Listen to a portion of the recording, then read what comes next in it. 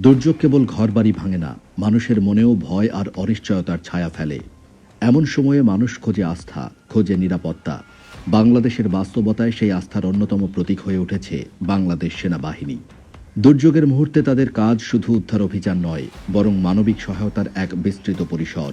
প্লাবিত এলাকায় গাছের ডালে কিংবা ছাদের ওপর আটকে পড়া মানুষকে উদ্ধার করা যেমন তাদের দায়িত্ব, তেমনি আহতদের দ্রুত চিকিৎসা দেওয়া, শিশু ও বৃদ্ধদের নিরাপদ আশ্রয়ে পৌঁছে দেওয়া এবং বিশুদ্ধ পানির ব্যবস্থা করাও তাদের কাজের অংশ।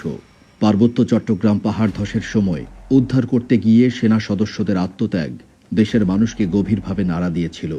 আবার কোভিড-19 মহামারীর সময় কোয়ারেন্টাইন সেন্টার পরিচালনা, লকডাউন বাস্তবায়নে সহায়তা এবং টিকা পরিবহনে তাদের লজিস্টিক সাপোর্ট ছিল সময়োপযোগী ও কার্যকর। সাম্প্রতিক বছরগুলোতে ঘূর্ণিঝড় মোখা এবং ঘূর্ণিঝড় রিমাল মোকাবেলায় উপকূলীয় এলাকায় দ্রুত সরিয়ে নেয়া, বাঁধ রক্ষায় কাজ করা এবং ফিল্ড হাসপাতাল স্থাপন তাদের সুসংগঠিত প্রস্তুতির প্রমাণ দিয়েছে। অনেক ক্ষেত্রে সেনা সদস্যরা নিজেদের ঝুঁকির মুখে ফেলে মানুষের জীবন রক্ষা করেছেন। দুর্যোগ পরবর্তী সময়ে তাদের মানবিক সম্পৃক্ততা আরও স্পষ্ট হয়। আশ্রয় কেন্দ্রে শৃঙ্খলা বজায় রাখা, নারী ও শিশুদের নিরাপত্তা নিশ্চিত করা, দুর্গম এলাকায় শুকনো খাবার ও ঔষধ পৌঁছে দেওয়া, এসব কাজ মানুষের সঙ্গে একটি বিশ্বাসের সম্পর্ক তৈরি করেছে। পাহাড়ি এলাকায় নিরাপত্তা অভিযানের পাশাপাশি বিনামূল্যে চিকিৎসা ও খাদ্য সহায়তা দেওয়ার মতো উদ্যোগ এই সম্পর্ককে আরও শক্তিশালী করেছে।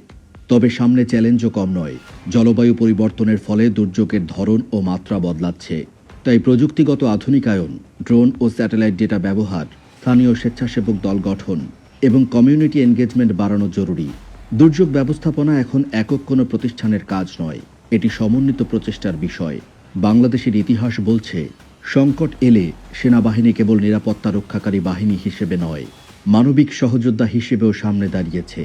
দুর্যোগের অন্ধকারে তাই তাদের উপস্থিতি অনেকের কাছে আশ্বাসের আলো।